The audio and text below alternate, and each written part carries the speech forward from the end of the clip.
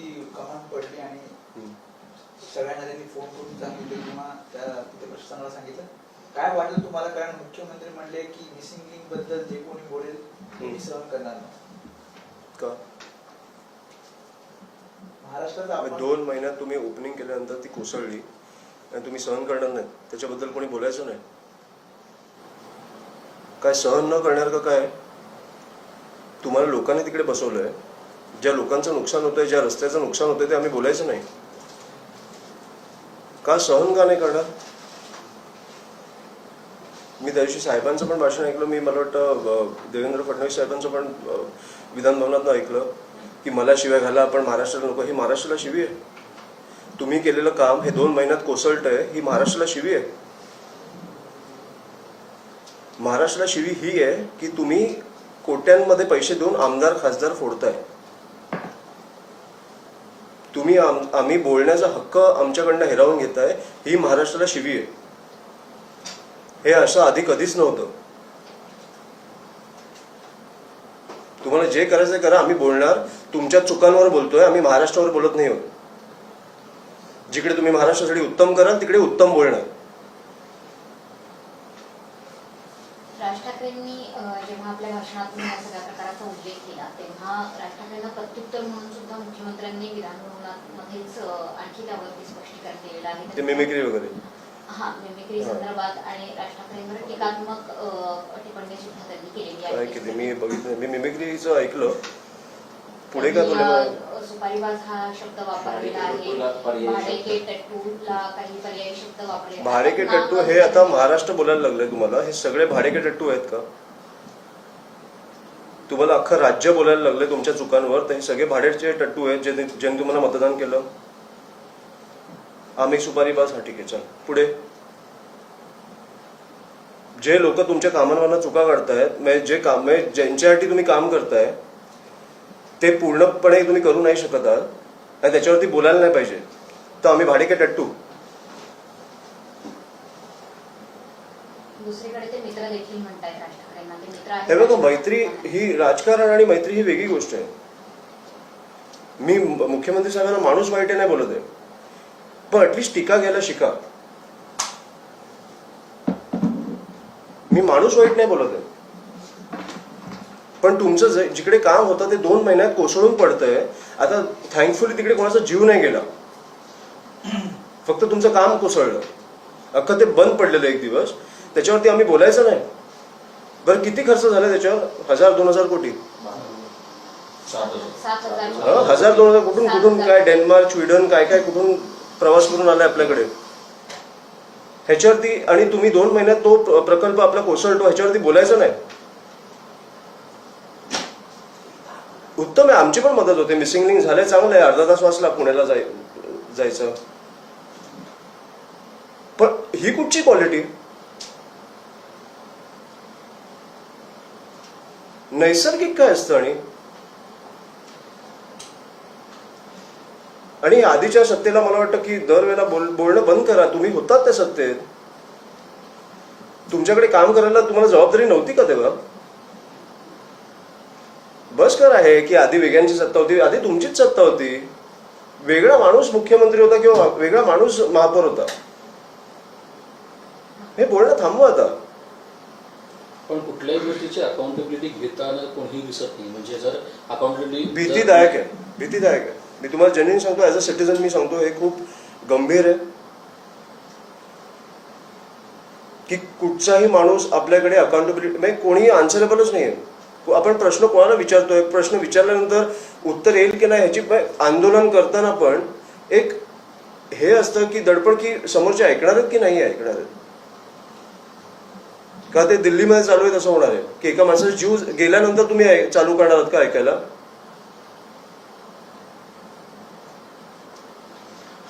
वांगचूक हे उपोषणाला बसलेले आहेत जवळपास 16-17 दिवस आहे. मात्र या आंदोलनाला सिरियस घेतलं जात नाहीये का सत्ताधाऱ्यांकडनं सुद्धा आणि विरोधकांकडनं सुद्धा, असा एक सवाल आता देशभरात बसतो. मी तुम्हाला मगाशी बोललो तसं माझ्या या आंदोलनाबद्दल 2 मुद्दे आहेत. एक तर माझा सोनम वांगचुकांना संपूर्ण पाठिंबा आहे, पण माझा दीपिकेला पाठिंबा नाहीये. मी ॲज अ माणूस, मी ॲज अ ह्युमन बिंग सांगतोय, मी पक्ष म्हणून बोलत नाही, पक्ष म्हणून राजसाहेब त्यांची भूमिका मांडतील. ज्या लेवलला मी दीपकेला बघतोय दररोज, की सोनम वांगचूक सारखा एक मोठा व्यक्ती, भारतातलं एक मोठं नाव तुमच्या पाठी उपोषणाला बसलंय आणि तुम्ही त्याच्यासमोर ते प्रवक्ते असतील किंवा कोण असतील नाचतायत, तुम्ही रील्स करताय, तुम्ही नाटकी करताय, हे मला अजिबात पटलं नाही. मी जेव्हा सुरुवात केलेली आंदोलनाची तेव्हा मला खरंच आवडलेलं, कारण कोणतरी बोलायला आहे. 20 लोक ह्या आपल्या देशात वारली आहेत, आत्महत्या केली आहे, त्यांच्यासाठी तुम्ही एक आवाज उठवताय. मला खूप आवडलं की पण धर्मेंद्र प्रधानचा राजीनामा हा झालाच पाहिजे होता. अशी निर्लज्ज लोक आपल्याकडे असू नाही शकत एज्युकेशन मिनिस्टर म्हणून. तो झालाच पाहिजे होता.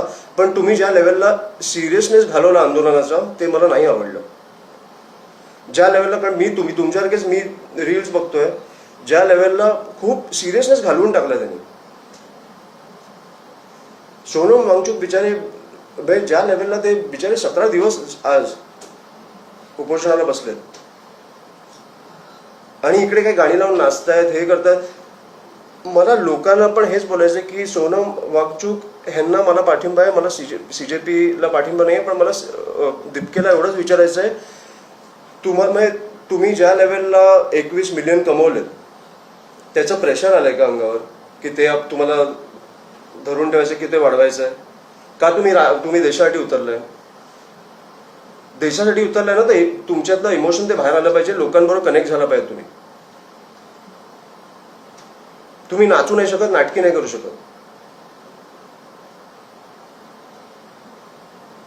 20 लोक मारलेत, त्यांच्यासाठी तुम्ही एक आंदोलन उभं केलंय, हे सिरियस पाहिजे. आणि मला वाटतं की ज्या लेवलला आता तुम्हाला राग नाही आहेत का? मला एक आधी म्हणून मला पटलेला तो माणूस की US वरनं परत आला, CJP नावाचं एक डोकं लावून त्यांनी एक ते काय पेज उभं केलं, लोकांचा पाठिंबा आला. ही लोक कुठे आहेत हे पण मला माहित नाही. 21 मिलियन म्हणजे 2 कोटी. 2 कोटीमधले 1 लाख लोक पण नाही आले तिकडे. माझं लोकांना पण हेच सांगणं आहे की तुम्ही फक्त सोशल मीडियावर व्यक्त झालात तर तो तुमचा विजय नाही. तो तुमचा विजय नाही. एक पेज लाईक करणं हा तुमचा विजय नाहीये. ते 20 लोक जे गेले आहेत त्यांच्यातला तुमचा पण मुलगा काहीतरी असू शकतो, हे कधी नको व्हायला. ह्याच्यासाठी आपण उतरलो पाहिजे. दीपकेकडे युवा चेहरा म्हणून बघितलं गेलं, युवा आंदोलक चेहरा म्हणून नाही असेल ना, युवा पिढीकडून आशा निर्माण झाली होती दीपकेच्या रूपानं. आणि आता मी सुरुवातीला बोललेलो की मग आमचा पाठिंबा आहे, पण त्यांनी ज्या लेवलला ते सिरियसनेस घालवलं मला ते नाही आवडलं. तुम्ही ज्या लेवलला तुम्ही रील्स करत गेला, तुम्ही फोटोज काढत गेला, तुम्ही ज्या लेवलला नाटकी करत गेला, मला ते नाही आवडलं. अभिजित दीपके हा जर माणसातला असता, माणसांमधलं तू पुढे जातोय, तू लीडर नाही असू शकत. मी व्हिडिओज बघतो काही, तो प्रेसशी बोलताना वगैरे कोणातरी थांब मी बोलतोय आणि मग असं हे नाही होऊ शकत. हे मी म्हणून सांगतोय, अमित म्हणून सांगतोय तुम्हाला, मी पक्ष म्हणून सांगत नाहीये. तुम्ही आवाहन करणार आहात त्यांना? कारण माझं देशाला आव्हान आहे की सोनम वांगचूक यांच्या पाठी उभे राहा. विरोधकांनी भेट घ्यायला हवी का? सगळ्यांनी भेट घ्यायला हवी. हे आंदोलन असं वाया नाही जाऊ शकत. तो माणूस मरेपर्यंत नका थांबू. तो उगाच नाही बसलाय तिकडे. एक नीटचा पेपर लीक होतो, 20 लोकांचा जीव जातो आणि एक मोठा आपल्या भारतातला एक माणूस येऊन तिकडे बोलतोय की मी उपोषणाला बसतोय. हे आंदोलन वाया नाही जाऊ शकत. मी सोनम वांगचूक यांच्या पाठी उभा आहे, पण त्याच्यासाठी पण मी काय करू शकतो मला माहित नाही. कारण विरोधी पक्ष असेल किंवा सरकार असेल, कोणीही लक्ष देत नाही तिकडे. पण तुम्हाला असं वाटतं का सगळ्या विरोधकांनी या मुद्द्यावर, आता तुम्ही म्हणताय सोनम वांगचूकला माझा पाठिंबा आहे, तर विरोधकांनी सगळ्यांनी एकत्र येऊन दिल्लीला सोनम वांगचूकच्या मागे जाऊन उभा राहायला हवं असं तुमची इच्छा आहे का? ती मागणी तुम्ही करताय का? ते आव्हान तुम्ही करताय का विरोधकांना सगळ्यांनी? मी म्हणून तुम्हाला सांगतो, मी आज निघेन आपण पाहिजे तर, पण CJP ज्या लेवलला ते सिरियसनेस घालवते ना, ते मला नाही आवडत आहे. आपण तिकडे जाऊन बसू पाहिजे, पण करायचं काय? कारण तो माणूस प्रामाणिकपणे आपल्या भारताचा एक माणूस 17 दिवस खात नाहीये आणि आपण शांत बसलोय, कारण आपल्याला वाटतं आपण सोशल मीडियावरनं शिवाय घातल्यावर आपलं काम झालं.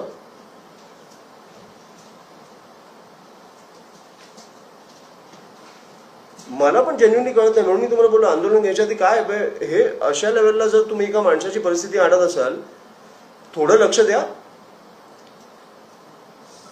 बरं करायचं काय, एका निर्लज्ज मंत्र्याचा राजीनामा घ्यायचा आहे.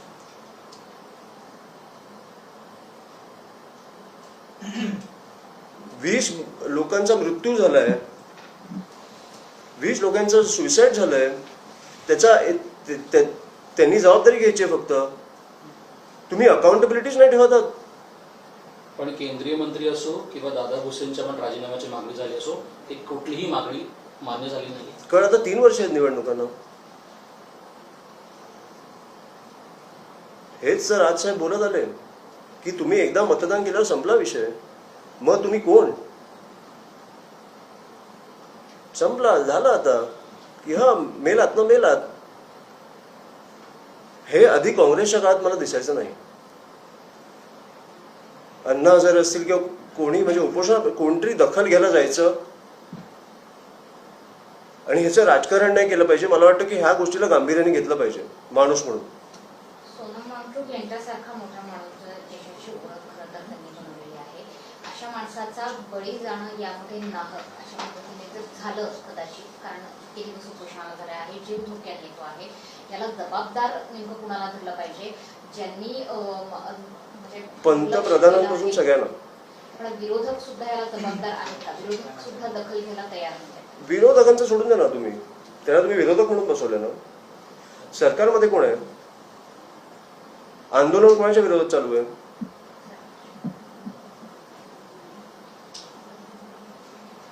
पंतप्रधानपासून सगळ्यांना मला वाटतं की जबाबदार, जर ते गेले तर सगळ्यांना जबाबदार धरलं पाहिजे.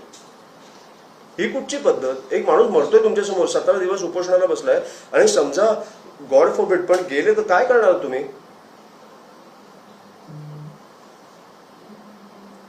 कुठचा निर्लज्जपणा आहे? तुम्ही उतरतच नाहीयेत, कोण भेटायलाच येत नाहीये.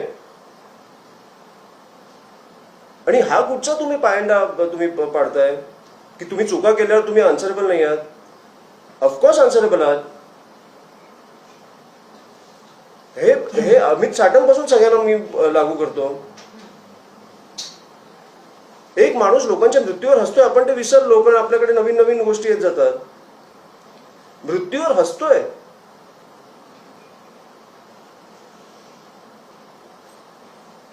काल झाड पडलं, आज पॉटहोलचा विषय. पॉटहोलचा विषय म्हणजे काय? पॉटहोलमध्ये एक माणूस जाऊन मेलाय तुमच्यामुळे आणि तुम्ही निर्लज्जपणे हसताय. काय नीचपणा चालू आहे मला कळत नाहीये. जी घटना घडली होती चेंबूरची, तिचा अहवाल आला, त्या अहवालामध्ये 7 लाख रुपये कॉन्ट्रॅक्टर आहे त्याला दंड ठोठावण्यात आला. मात्र गार्डन डिपार्टमेंट असेल किंवा रस्ते डिपार्टमेंट असेल कोणालाही दोषी धरलेला नाहीये. आणि उलट महापौर म्हणतायत की मला हा अहवाल मान्य नाही.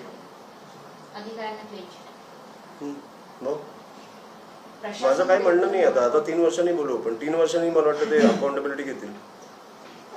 पण एका 11 वर्षाच्या मुलाचा मृत्यू होतो, काय फरक पडतो तुम्हाला? तुम्हाला म्हणजे सरकारला? मला हेच वाईट वाटतं, ह्याच्याबद्दल बोलायलाच मला वाईट वाटतं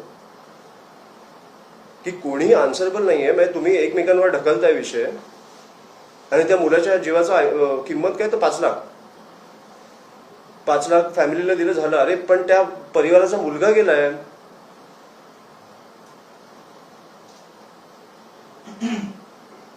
त्याच्यावर तुम्ही किंमत ठेवता 5 लाख. हे मला ह्याच्याबद्दल बोलायलाच मला काय बोलायचं ह्याच्यात कळत नाही. मला सिरियसली तुम्ही हे प्रश्न विचारू नका, कारण ह्याची उत्तर तुम्हाला 3 वर्षानंतर सरकारच देईल. मुंबई महापालिकेत जे सत्तेत आले, ज्यांनी यापूर्वी पण मुंबई महापालिकेच्या निवडणुकीतला सगळा रणसंग्राम आपण बघितला, तेच निवडून आलेले सत्ताधारीच म्हणतायत की आम्हाला प्रशासन आमचं ऐकत नाहीये किंवा प्रशासनाचे अहवाल आम्हाला मान्य नाहीयेत. प्रशासन विरुद्ध सत्ताधारी असं चित्र मुंबई महापालिकेतच तयार झालंय. की खरं तर एका नाण्याच्या 2 बाजू असायला हव्यात, प्रशासन आणि सत्ताधारी. ते दोघं एकमेकांच्या विरोधात किंवा कॉन्ट्राडिक्टरी दिसतात. खूप घाणेरडी सवय लागली आपल्याला प्रशासनाला. हे आता आय थिंक महानगरपालिकेचेच ते काही येऊन बोललेलं ना की आम्हाला असे टक्के द्यायला लागतात. काय सवय कॉन्ट्रॅक्टर की 5% इकडे द्यायला लागतं, 10% तिकडे द्यायला लागतं, काय सवय ही बातमी 1 दिवसाची होती. ही खरं तर किती गांभीर्याने घेतली पाहिजे होती की ऍक्च्युली ते कॉन्ट्रॅक्टर्स मनापासून लोकांसमोर मीडियासमोर येऊन बोलतात की आम्हाला असे पैसे द्यायला लागतात. किती गंभीर बातमी आहे. पण आपण 1 दिवस चालवली आणि तुमची पण चूक नाही, मी जेन्युइनली बोलतो. आपल्या इकडे महाराष्ट्रात किंवा मुंबईत असेल दररोजच्या दररोज एवढ्या घटना घडतायत आणि दुर्दैवी घटना घडतायत की आपल्याकडे पर्यायच नाहीये. आणि मंत्र्यांचं मी तुम्हाला सांगतो हेच झालंय की सोड ना 3 दिवसांनी विसरतील लोक. हेच साटमचं हेच झालं. म्हणून मला ते अमित साटमचा मी व्हिडिओ बघितल्यावर मला एवढा डोक्यात गेला ना तो व्हिडिओ. मी तुम्हाला जेन्युइनली सांगतो. एक माणूस हसतोय, मृत्यूवर हसतोय. मग आपण बिहाइंड द सीन्स काय करतोय, कशी लोक आहोत, सरकारने कशी लोक बसवली आहेत, आमदार म्हणून लोकांनी निवडून दिलं त्यांना. हा मृत्यूवर हसतोय.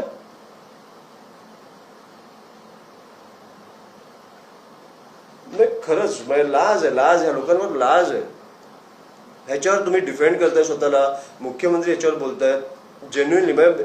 जर मुख्यमंत्री साहेबांनी ह्याला त्याच दिवशी काढलं असतं ना तर मला अभिमान असता असा मुख्यमंत्री आपल्या राज्याला मिळाला. सर झाडांचा विषय आहे म्हणून झाडं शेकडो पडली ऍक्च्युली पाऊस पडला तेव्हा. डिकॉन्क्रिटायझेशन एक त्यातला मुद्दा होता. पण डिकॉन्क्रिटायझेशन म्हणजे कसं NGTLचा एक नियम आहे की झाडं जे आहेत आपल्याकडे चौतरे बांधतात. छोटे शिवाजी पार्कातली झाडं चौतरे बांधलेले आहेत. तर 4 बाजू असतात, 4ही बाजूंनी 1-1 मीटर जागा ही सोडली पाहिजे आणि याची जबाबदारी अर्थात प्रशासनाकडे असते. पण ती आपल्याला कुठेही सोडलेली मिळत नाही पाहिजे, कुठेच नाही. तसं शिवाजी पार्कातली झाडं पण तशीच आहेत. त्याच्यामुळे मध्यंतरी आपल्याला शिवाजी पार्कातली झाडं देखील पडली आहेत. ते कुठेतरी नियम फॉलो होत नाहीये, त्याच्यामुळेच आम्ही मुंबईभर माहिती काढतो कुठे कुठे झाडं पडली आहेत. जिकडे लोकांवर पडले आहेत आणि मृत्यू झाले ते दुर्दैवी आहे. पण आम्ही जिकडे जिकडे झाडं पडली आहेत तिकडे त्याच प्रकारची झाडं तिकडे आम्ही लावण्याचा एक प्रकल्प चालू करतो. एक योजना चालू करतोय की तिकडे 30 झाडं परत लागणार, तशीच वाढणार. आणि मला वाटतं की पण हे लोकांनी पण विचार केला पाहिजे ह्याचा की तुमच्या घरासमोर पण जर एक झाड आहे त्याला लावलेलं आहे, सध्या एक बोर्ड लावलाय, पोस्टर लावलाय की द ट्री मे फॉल. घरासमोरच आहे, दोऱ्याने ते कागद लावलं. फक्त कागद ट्री मे फॉल म्हणजे पुढे कारवाई काहीच नाही, छाटणी झालेली नाहीये. त्याच्यासाठी काही प्रिकॉशन्स घेणार की फक्त मग पोस्टर लावलं. कारवाई काय नाही म्हणजे तुम्ही एक्सपेक्ट का करताय कारवाई. आणि आपण मला वाटतं गेले 15 मिनिटं याच्यावरच बोलतो. आन्सरेबलच नाही कोणी. कोणाला प्रश्न विचारायचे. प्रशासनाचं थोडक्यात असं म्हणणं आहे की आम्ही पोस्टर लावतोय की धोकादायक झाडं आहेत त्यांना, मग त्याची जबाबदारी शेवटी मुंबईकरांची किंवा नागरिकांची आहे का की समोर धोकादायक झाड आहे आम्ही पोस्टर लावलंय काम. मी तुम्हाला एवढंच सांगेन ह्याच्यावर की आपण हे जे आज प्रश्नोत्तर करतोय लोकांचा राग दिसेपर्यंत हे लोक वटणीवर येणार नाही. मी जेन्युइनली सांगतो तुम्हाला. सोशल मीडियावर तुम्ही एक काहीतरी बघून लाईक केलं, कमेंट करणं हे बंद करा.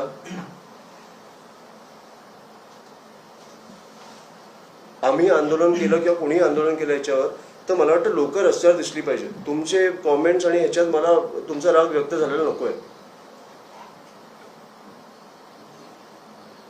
हे तुमच्या दाराशी पण येऊ शकतं कधीतरी. लोकांसाठी उतरा आता. आणि मला वाटतं की तुमची ताकद दिसेपर्यंत सरकार वटणीवर येणार नाही. हे खूप सोपं आहे. ज्या लोकांनी या सरकारला बसवलंय त्यांनी राग व्यक्त केला पाहिजे. आगामी काळात काही आंदोलन वगैरे काय करू सांगा ना मला तुम्ही. आम्ही झाडं लावणार आहोत. उपक्रम झाला पण हो. काही अग्रेसिव्ह स्टेप आंदोलन वगैरे. अग्रेसिव्ह म्हणजे काय मला तुम्ही सांगा ना. अग्रेसिव्ह हे मला वाटतं काय करायचंय.